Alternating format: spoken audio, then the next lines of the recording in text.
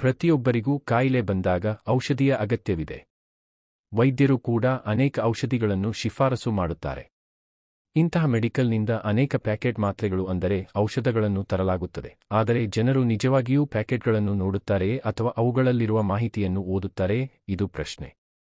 ಏಕೆಂದರೆ ಹೆಚ್ಚಿನ ಪ್ಯಾಕೆಟ್ಗಳು ಪ್ರಮುಖ ಮಾಹಿತಿ ಅಥವಾ ಕೆಲವು ಮಾಹಿತಿಯನ್ನು ಒಳಗೊಂಡಿರುತ್ತವೆ. ಕೆಲವು ಪ್ಯಾಕೆಟ್ಗಳು ಕೆಂಪು ಗೆರೆಯನ್ನು ಹೊಂದಿರುತ್ತವೆ.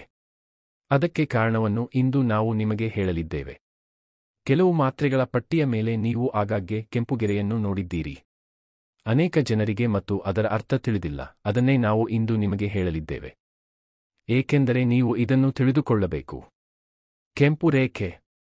ವೈದ್ಯರು ಕೆಂಪು ರೇಖೆಯ ಬಗ್ಗೆ ಚೆನ್ನಾಗಿ ತಿಳಿದಿದ್ದಾರೆ. ಆದರೆ ಸಾಮಾನ್ಯ ಜನರಿಗೆ ಇದರ ಅರಿವಿಲ್ಲ. ಅಂತಹವರು ವೈದ್ಯರ ಸಲಹೆಯಿಲ್ಲದೆ ವೈದ್ಯಕೀಯವಾಗಿ ಯಾವುದೇ ಔಷಧಿಯನ್ನು ಸೇವಿಸುತ್ತಾರೆ ಮತ್ತು ಅವರು ಸಮಸ್ಯೆಗಳನ್ನು ಎದುರಿಸುತ್ತಾರೆ. ಹಾಗಾಗಿ ಔಷಧ ಖರೀದಿಸುವಾಗ ಕೆಲವೊಂದು ಮುನ್ನೆಚ್ಚರಿಕೆಗಳನ್ನು ತೆಗೆದುಕೊಳ್ಳಬೇಕು. ಸಾಲು ಎಂದರೇನು?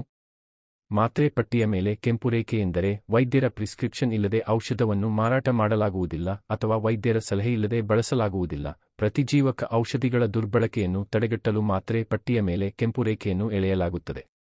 ಕೆಂಪು ರೇಖೆಯ ಹೊರತಾಗಿ ಔಷಧ ಪಟ್ಟಿಯ ಮೇಲೆ ಇನ್ನೂ ಅನೇಕ ವಿಷಯಗಳನ್ನು ಬರೆಯಲಾಗಿದೆ.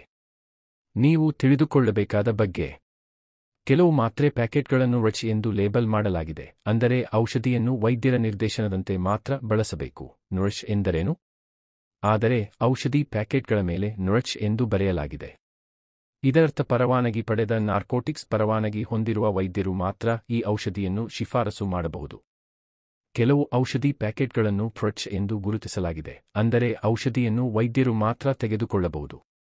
ಈ ಔಷಧಿಯನ್ನು ವೈದ್ಯರು ನೇರವಾಗಿ ರೋಗಿಗೆ ನೀಡಬಹುದು.